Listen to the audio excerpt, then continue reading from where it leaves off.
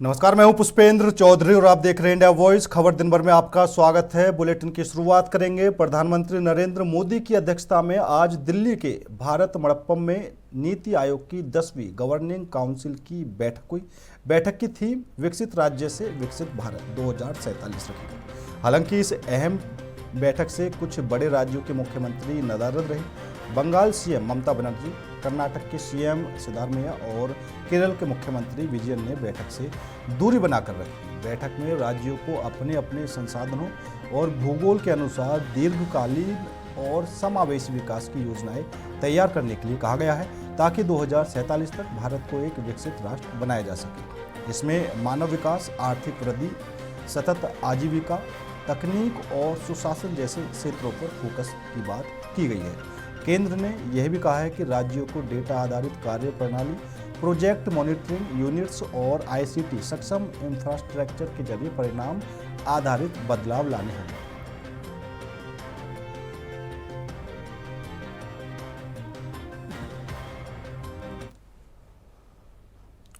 राजस्थान के पूर्व मुख्यमंत्री और कांग्रेस नेता अशोक गहलोत ने कहा कि राहुल गांधी और सोनिया गांधी पर जानबूझकर ईडी का केस दर्ज किया गया है, जिसका कोई मतलब नहीं है। उस मामले में जिस अखबार को हमने 90 साल पहले शुरू किया था, उनकी परेशानी ये है कि अगर ये अखबार फिर से शुरू हो गया तो ये अपनी बात कहेगा, कांग्रेस की सर्वधर्म समभाव धर्मनिरपेक्षता की बात कहेगा, जो उन्हें बर्दाश्त नहीं है। झूठे केस बनाए गए हैं, 1 रुपये का भी लेन देन नहीं हुआ है। जब राहुल गांधी ने ऑपरेशन सिंदूर पर सवाल पूछा तो उन्हें तकलीफ हुई, लेकिन उन्होंने वही सवाल पूछा जो जनता के मन में है। जनता के सवाल उठाना विपक्ष की जिम्मेदारी है। गांधी पर तो जानबूझ करके सोनिया जी पर, राहुल गांधी पर, चाहे वो ईडी का मुकदमा हो जिसमें कोई दम नहीं है। 1938 के अंदर 90 साल पहले अखबार हमने शुरू किया, शुरू किया कि एक बार चलते हैं कि एक बार बंद करने पड़ते हैं, वापस शुरू जाते हैं। वो प्रयास कांग्रेस ने किया कि नेशनल हेराल्ड को वापस हम शुरू करें। तकलीफ एक्चुअल में वो हो रही इनको कि ये अखबार वापस शुरू होगा तो अपना विचार प्रकट करेगा जो कांग्रेस का है, जो सर्वधर्म समभाव का है, सेकुलरिज्म का है, वो इनको टॉलरेट नहीं हो रहा है। उसको अखबार निकल नहीं पाए, इसलिए पूरा षड्यंत्र रचा गया है। उसके अंतर्गत केस बनाए गए, झूठे केस बनाए गए हैं। 1 रुपए का लेन देन हुआ ही नहीं है। 1 रुपए का जब लेन देन नहीं हुआ है तो फिर ईडी कहां से आ गई? मैं पूछना चाहूंगा, पैसे का लेन देन हुआ ही नहीं है। जो नई कंपनी बनाई गई है जिससे कि अखबार शुरू हो सके, वो कंपनी नॉन प्रॉफिट की कंपनी है। उसमें 1 रुपया कोई भी उसका डायरेक्टर नहीं दे सकता, 1 रुपया नहीं निकाल सकता। नॉन प्रॉफिट की कंपनी बनती है, नॉन प्रॉफिट वाली कंपनी बनाई गई है। ये दुनिया जानती है, सब जानते हैं, तब भी ये बीजेपी वाले नहीं जानते हैं, क्योंकि इनको तो बदनाम करना, रोज खबरें आ रही है उसके बारे में। कोर्ट में चालान पेश कर दिया गया, झूठे आरोप लगाए गए। ये तमाम इश्यू जो है हमें समझना पड़ेगा कि ऑपरेशन सिंदूर जो हुआ है उसमें सवाल क्या पूछे राहुल गांधी ने, तकलीफ हो गई लोगों को। सवाल वही पूछे, जनता के दिलो दिमाग में जो भावना होती है, जो सवाल होते हैं। विपक्ष की जिम्मेदारी है कि उन सवालों को वो खुद उठाए, जिससे कि उनका जवाब मिल सके, जनता संतुष्ट हो सके। ये लोकतंत्र है। अगर आप उसके अंदर नहीं पूछेंगे राहुल गांधी, जनता राहुल गांधी को कहेंगी आपने क्या किया, आप विपक्ष में थे, आपने आवाज क्यों नहीं बुलंद करी। तो ये स्थिति है। सवाल क्या उठाए भाई, ट्रम्प साहब कौन होते हैं पंचायती करने वाले? कश्मीर का मुद्दा इतना खतरनाक मुद्दा है, आज तक हमारा स्टैंड रहा है 71 से कि कोई भी इसमें तीसरा पक्ष नहीं होगा। अब ट्रम्प साहब जो घुसने का प्रयास कर रहे हैं, ये बहुत खतरनाक है। सरकार को समझना चाहिए, आने वाले वक्त में वो बिना कहे हुई पंचायती कर सकते हैं कि मैं एक बार घुस गया हूँ तो मैं बाहर नहीं निकलूंगा। वो पंचायती करेगा, पाकिस्तान आ रहे, आप क्यों नहीं आ रहे हो। दोनों मुल्कों को कह दिया बराबर के, ये मान मुल्क मान देश है पाकिस्तान और हिंदुस्तान। तो पाकिस्तान हिंदुस्तान को एक क्षण में लाके खड़ा कर दिया। ये जो खतरनाक खेल खेला जा रहा अमेरिका में, उसको समझना पड़ेगा। गोवा में जो आजादी मिली थी, गोवा में, सिक्किम में मिली थी आजादी, इंदिरा गांधी के वक्त में, तब भी अमेरिका के खिलाफ था। पाकिस्तान के 2 टुकड़े किए, तब भी अमेरिका के खिलाफ था हमारे। वो साथ कब था हमारे? कारगिल युद्ध था तो कोई साथ था क्या हमारे? वो साथ था ही नहीं। वो कौन सा था पंचायती करने वाला? अब हिम्मत दिखानी चाहिए भारत सरकार को। 2 टूक बात करे, कोई पंचायती हमारे हिंदुस्तान पाकिस्तान में जो मुद्दा कश्मीर का है कोई पंचायती नहीं करेगा, ये मेरा मानना है। सीज फायर उन्होंने करवा दिया, उसका खंडन करना चाहिए स्पष्ट रूप से। हमने खुद ने दोनों मुल्कों ने बातचीत करके सीज फायर हुआ है। तो ट्रम्प साहब तो 8 बार तो बोल चुके हैं, तो इसका इलाज कौन करेगा? मोदी जी कर सकते हैं, राहुल गांधी जी इस सवाल उठाते हैं, इनको तकलीफ होती, बात इतनी सी है। देश को समझना पड़ेगा, देशवासियों को समझना पड़ेगा। मोदी जी के आने के बाद में पहली बार पूरा मुल्क एकजुट हुआ था। पहलगाम की घटना के बाद में पक्ष विपक्ष और जनता सबने कहा जो सरकार करेगी वो हमें मंजूर है फैसला। एक ताकत मिली थी सरकार को, मोदी जी को, उस ताकत का उपयोग करना चाहिए देश हित के अंदर, मेरा मानना है। अब जो एकता खत्म कर रहे हैं लोग, भड़का रहे हैं, तिरंगा यात्रा निकाल रहे हैं, इस तिरंगे झंडे से इनका कोई संबंध नहीं है। यात्रा निकाल रहे हैं, सबको बुला रहे हैं, सरकारी धन का दुरुपयोग कर रहे हैं।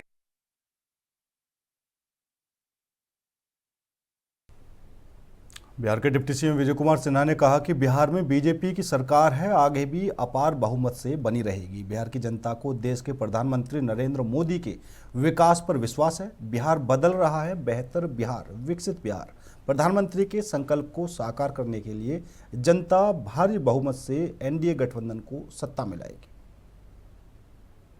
मंत्रिपरिषद की बैठक है तो उसी में हम लोग आए हैं, तो शिष्टाचार मुलाकात। और दिल्ली बदल रहा है, बदला है। दिल्ली की जनता ने इतिहास रचा है। इस विधानसभा में अपने मुख्यमंत्री जी से मिल करके थोड़ा निकट से भी हम लोग देखने का आनंद भी प्राप्त किया। बिहार में भाजपा की सरकार है, आगे भी अपार बहुमत से रहेगी। हमारा एनडीए गठबंधन बिहार के माननीय मुख्यमंत्री नीतीश कुमार जी को श्रद्धेय अटल जी ने सुशासन स्थापित करने के लिए उनको स्थापित किए हैं, वो आज भी मौजूद हैं, कल भी रहेंगे। और बिहार की जनता को विश्वास है देश के प्रधानमंत्री नरेंद्र मोदी जी के विकास पर, सबका साथ सबका विकास का मंत्र पर। और बिहार बदल रहा है, बेहतर बिहार, विकसित बिहार। प्रधानमंत्री जी के संकल्प को साकार करने के लिए जनता भारी बहुमत से फिर से एनडीए गठबंधन को सत्ता में लाएगी। पूर्वांचल के लोगों ने दिल्ली सरकार बनाने में अहम भूमिका निभाई है और पूर्वांचल के लोगों को, हर बिहारी को, बिहारी शब्द को कलंकित करने वाले लोगों से मुक्ति का अवसर बिहार देने जा रहा है। और बिहार के मान सम्मान, स्वाभिमान और हर बिहारी का भाव सबके मन को, पूरे देश को एक नई पहचान देगा। केजरीवाल जी का जो एक्टिविटी, जो व्यवहार, जो कार्य है, प्रशांत किशोर जी का भी वही है। और बिहार की जनता दिल्ली की जनता से संपर्क में है। दिल्ली के लोग अनुभव कर चुके हैं, वो अनुमान पर विश्वास नहीं करता है, अनुभव को स्वीकार करता है। केंद्रीय मंत्री ज्योतिरादित्य सिंधिया ने rising north east investors summit 2025 पर कहा कि हमने 8 राज्यों के साथ मिलकर यह रेखांकित किया है कि सभी की सरल और सुगम निवेश प्रक्रिया के लिए 8 राज्यों में निवेश प्रोत्साहन एजेंसी की स्थापना की है। प्रत्येक राज्य उस पर कार्य करके अपनी लॉजिस्टिक्स पॉलिसी निकाल रहा है। इसमें 4,30,000 करोड़ का निवेश है। इसमें एक एक पैसा नौजवानों के सशक्तिकरण के लिए है, उससे रोजगार के अवसर उपलब्ध होंगे। ने ये रेखांकित किया है 8 राज्यों के साथ। 8 राज्यों ने एक इन्वेस्टमेंट प्रमोशन एजेंसी सेटअप की है, सभी के लिए सरल और सुगम इन्वेस्टमेंट प्रोसेस के लिए। परमिशंस और सिंगल विंडो क्लियरेंस सेटअप हो गया है। 12 मुद्दों पर हमने एक लॉजिस्टिक्स पॉलिसी का एक ढांचा भी हर एक राज्य को प्रेजेंट किया है और हर एक राज्य की क्या स्थिति है उन 12 मुद्दों पर, और हर एक राज्य भी उस पर कार्य करके अपनी लॉजिस्टिक्स पॉलिसी भी निकाल रही है। तो इंसेंटिव स्ट्रक्चर भी आईपीए का पार्ट होगा, इन्वेस्टमेंट प्रमोशन एजेंसी का पार्ट होगा। तो पूरी सरलता के साथ हमारे 8 राज्यों, और मैं धन्यवाद देना चाहता हूं हमारे मुख्यमंत्रियों को भी, हमारे प्रदेश के हर एक राज्य के शासन के सभी ऑफिसर्स को भी। उन्होंने इतनी सहायता दी, इतना फैसिलिटेशन दिया। रोड शोज़ में मुख्यमंत्री मेरे साथ भी गए। सभी को तहे दिल से मैं धन्यवाद भी देना चाहता हूं और बधाई भी देना चाहता हूं। 1,30,000 करोड़ का निवेश है।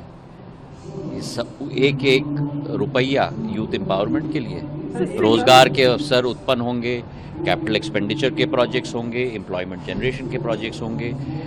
सारा कार्य जो भारत सरकार ने एक नींव रखी है अधोसंरचना की, चाहे सड़क हो, बिजली हो, पानी हो, वाटरवेज हो, रेलवेज हो, नागर विमानन हो, उसी पर ये सारे वर्टिकल्स बनेंगे। और मुझे पूरा विश्वास है कि नॉर्थ ईस्ट क्षेत्र वैसे भी भारत के विकास और प्रगति की इंजन बनकर आगे चल रहा था और अब और तीव्र गति से।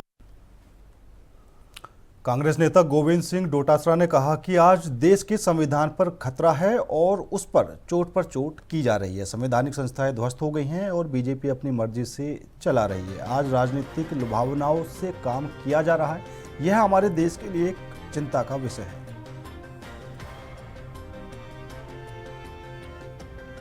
पे खतरा है, उस पे चोट की जा रही है। और संविधान पे ही नहीं, मैं कह रहा हूँ लोकतंत्र पे उनको हटा दिया गया। और दूसरा जो वोटर लिस्ट का जो मामला है, राहुल गांधी जी पूछ रहे हैं महाराष्ट्र में कितने वोटर, ये 45 लाख वोटर कैसे बढ़े बताइए, कोई बता नहीं रहा है। संवैधानिक संस्थाएं, चाहे वो चुनाव आयोग हो, ईडी हो, इनकम टैक्स हो, वो सारी की सारी कोलैप्स कर गई हैं, मनमर्जी से चला रहे हैं उनको और राजनीतिक दुर्भावनाओं से काम किया जा रहा है। आपने देखा होगा कि सुप्रीम कोर्ट ने कल या परसों में ईडी के लिए किन शब्दों का प्रयोग किया है। ये हमारे देश के लिए चिंता का विषय बना हुआ है।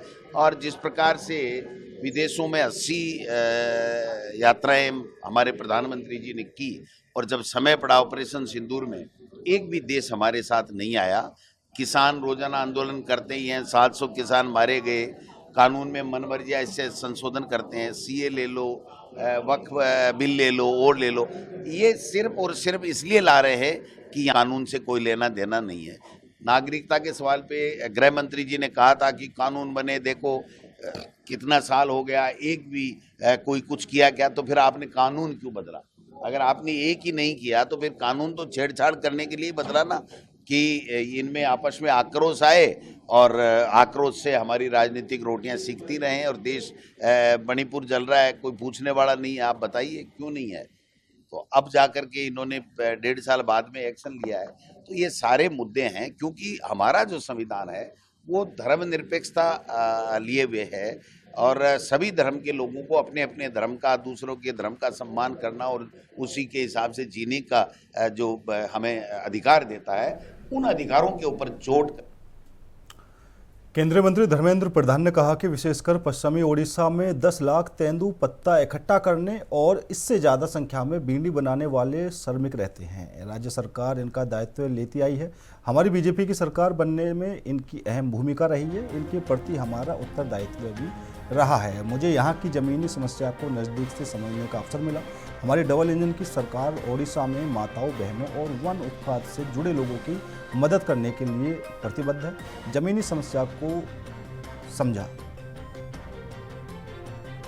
में ये आदिवासी अध्युषित जिलाओं में, विशेष करके वेस्टर्न उड़ीसा में 10 लाख तेंदुपत्ता के प्लकर रहते हैं। उसके साथ साथ उससे थोड़ा ज्यादा संख्या में बीड़ी बनाने वाले श्रमिक रहते हैं। तो ये फॉरेस्ट प्रोड्यूस से संबंधित ये लोग हैं। इनकी दायित्व राज्य सरकार लेते आई है। हमारी भारतीय जनता पार्टी की सरकार बनने में इनकी बहुत बड़ी भूमिका रही है। इनके प्रति हमारी उत्तरदायित्व भी रही है। आज मेरे को सौभाग्य मिला कि मेरे संबलपुर जिले में इधर की जो सीसीएफ साहब की जो इलाका है, 5-6 डिवीजन के अंदर कई श्रमिकों की जो मृत्युकालीन मदद की एक कार्यक्रम उन्होंने आयोजन किया गया था। इसमें मैं भाग लिया था। इसके कारण मेरे को यहाँ का जमीनी समस्या को और नजदीक से समझने का अवसर मिला और हमारी सरकार डबल इंजन की सरकार उड़ीसा में कमिटेड है, कटिबद्ध है ऐसे सारे बहनों की, माताओं की और फॉरेस्ट प्रोड्यूस के साथ जुड़े हुए लोगों की मदद करने। केंद्रीय मंत्री जयंत चौधरी ने rising north east investor summit 2025 में कहा कि कौशल विकास की संभावनाओं को जमीनी स्तर तक ले जाना होगा। नॉर्थ ईस्ट ने शिक्षा के क्षेत्र में बहुत अच्छी प्रगति की है। हमारे मंत्रालय के अंतर्गत राष्ट्रीय अप्रेंटिसशिप प्रमोशन स्कीम में हमने अभी नॉर्थ ईस्ट के लिए वजीफा सहायता को दोगुना कर दिया है। ITI स्कीम को भी अपडेट किया जाएगा और उसमें भी नॉर्थ ईस्ट का ध्यान रखा जाएगा।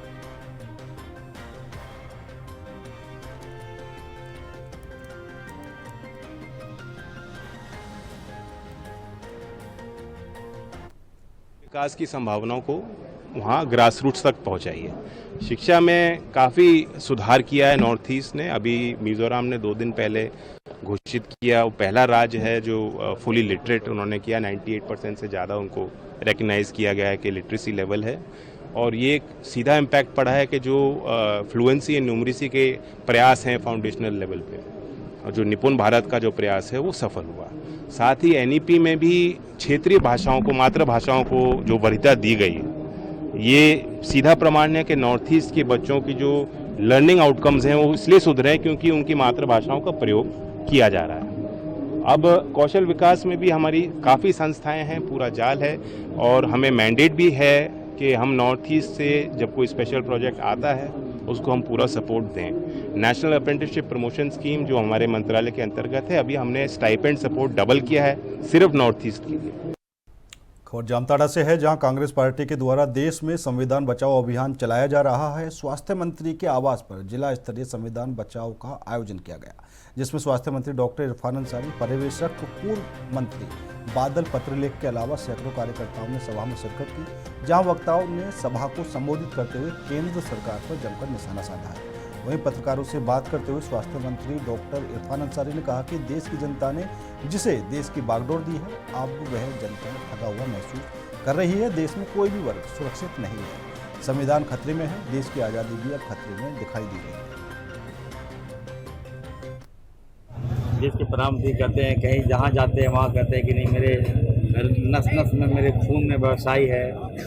फिर जाते हैं कहीं कहते हैं कि मेरे खून में पैसा है, और बीकानेर गए वहाँ कह रहे हैं कि मेरे खून में सिंदूर है।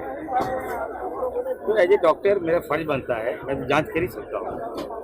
स्वास्थ्य मंत्री होने के नाते मेरा फर्ज है, मैं जानना चाहूँगा भाई अगर खून है तो सही में देखना होगा ना। ब्लड में अगर खून है तो ये चिंता का विषय है। और मोदी जी हमारे मजबूत प्रधानमंत्री हैं, हम चाहेंगे वो 100 साल जिए। अगर ब्लड में खून है तो बीमारी है, और बीमारी का इलाज करना चाहिए, और हमें लगता है इलाज हम कर सकते हैं। और मोदी जी कहेंगे तो मैं आऊँगा, इलाज करूँगा। अगर ब्लड में खून होना ये गलत बात है, सिंदूर होना, ब्लड में सिंदूर होना गलत बात है। पहली बार मैं सुना हूँ, कोई भी सुनेगा तो आश्चर्यचकित हो जाएगा। भाई हम तो कल से सुने तो हम सदमे में हैं, हमको नींद नहीं आया रात भर।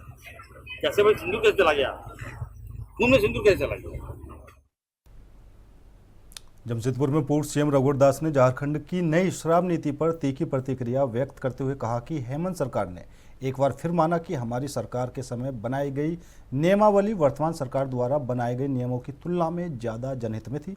राज्य सरकार ने स्पष्ट रूप से स्वीकार किया है कि हमारी सरकार द्वारा 2018 में बनाई गई नीति सर्वश्रेष्ठ रही है। सरकार ने माना है कि 2018 में नियमावली के लागू होने के बाद राज्य सरकार का शराब से राजस्व वृद्धि दोगुनी हो गई थी।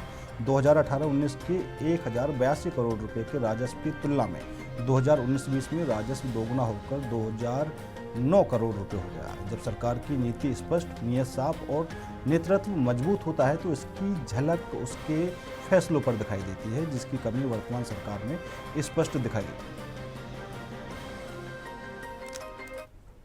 अभी हाल में ही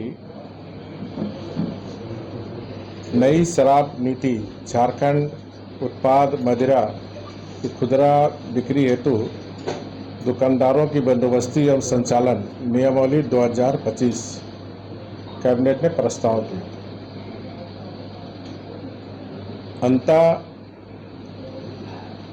झारखंड की हेमंत सरकार ने एक बार फिर माना कि हमारी सरकार के समय बनाई गई नियमावली वर्तमान सरकार द्वारा बनाए गए नियमों की तुलना में ज़्यादा राज्यहित और जनहित में थी।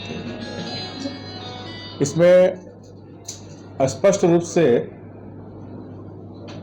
राज्य सरकार ने स्वीकार किया है कि हमारी सरकार द्वारा 2018 में बनाई गई नीति ही सर्वश्रेष्ठ रही है।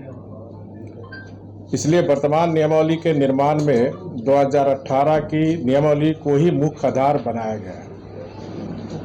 जानकारी के अनुसार सरकार के प्रतिनिधियों द्वारा अन्य राज्यों का भी अध्ययन किया गया। इसके बाद 2018 की नियमावली को ही सबसे सही माना गया है। सरकार ने स्पष्ट माना कि 2018 में इस नियमावली के लागू होने के बाद राज्य सरकार का शराब से राजस्व की वृद्धि दोगुनी हो गई थी। 2018-19 के 1082 करोड़ रुपया के राजस्व की तुलना में 2019-20 में राजस्व दोगुना होकर 2009 करोड़ रुपये हो गए थे।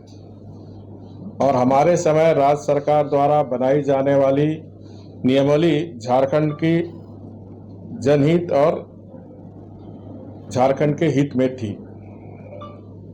ध्यान देने वाली बात यह है कि वर्ष 2020 में हेमंत सरकार ने 2 बार नियमावली को बदली की गई है। और इस नियमावली बदलने के बाद जो आप सबके माध्यम से जो सूचना प्राप्त हो रही है कि आज जिस नियमावली को जो बनाने का काम किया था, उस समय उत्पाद सचिव थे, मुख्यमंत्री के प्रधान सचिव थे, आज होटवार जेल में। और जैसा कि समाचार पत्र मीडिया के द्वारा ये जानकारी आ रही कि ये 100 करोड़ से भी ज़्यादा घोटाले के मामले हैं। लेकिन मेरा आरोप है ये 100 करोड़ नहीं, ये कम से कम 600-700 करोड़ रुपए का शराब नीति में घोटाला होने का काम हुआ। अब सबको भी याद होगा कि हमारी 2018 की शराब नीति में हमने शेड्यूल एरिया जो आदिवासी क्षेत्र में वहाँ कम से कम शराब की दुकान खुले, ऐसा कैबिनेट ने निर्णय लिया। चाईबासा कोर्ट ने कांग्रेस सांसद राहुल गांधी के खिलाफ गैर जमानती वारंट जारी किया है। राहुल गांधी पर बीजेपी के खिलाफ गलत बयान देने का मामला दर्ज किया गया था, जिसे बीजेपी नेता प्रताप कुमार कटियार ने परिवाद पत्र दाखिल किया गया, जिसमें बताया गया कि राहुल गांधी के बयान से बीजेपी के मान सम्मान को ठेस पहुंची है। इस मामले में कांग्रेस सांसद राहुल गांधी के खिलाफ गैर जमानती वारंट जारी किया गया है।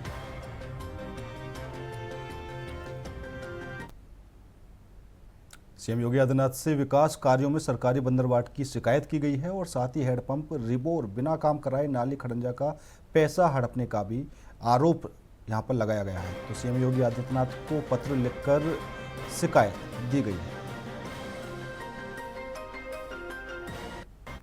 नाम मोहम्मद इरशाद खान है, ग्राम अफलेपुर। हमारा ग्राम प्रधान अनवारुल हक इस वक्त प्रधान है जो, और उसने जो है विकास के लिए मैंने कई एप्लीकेशन उसको डाल रखा, जो घोटाला किया है उसने काम कोई नहीं कर रहा है। और मैंने जिलाधिकारी महोदय कई जगह सीएम को मैंने लेटर दे रखा है। और आज भी मैं जिलाधिकारी महोदय के यहाँ गया था, उनको मैंने अवगत कराया है, वो थे नहीं, मैंने उनको अपना एप्लीकेशन दे दिया गया है। और इसकी मैं जांच करवाना चाहता हूं। उसने मिड डे मील में 20,000 रुपये हर महीने आवास पर पैसे ले रहा है और इसी की हमको शिकायत है। हमने शासन प्रशासन से अवगत करा दिया है और आवास के नाम पे उसने अपना खुद का आवास लिया है, खुद का आवास लिया, अपने परिवार में दिया है और गरीबों का जो है जो पैसे का दुरुपयोग किया जा रहा है, जो विकास हो कोई कार्य नहीं हो रहा है। 80 बस्ती दलित बस्ती है, हमारे यहाँ 300 लोग हैं। गुजरात में एटीएस ने एक बार फिर देश की सुरक्षा से खिलवाड़ करने वाले एक जासूस को पकड़ने में सफलता हासिल की है। जासूस भारत पाकिस्तान की कच्छ सीमा से पकड़ा गया है। इस आरोपी का नाम सहदेव सिंह गोहिल है, जो बीएसएफ और इंडियन एयरफोर्स की खुफिया जानकारी पाकिस्तान से साझा कर रहा था।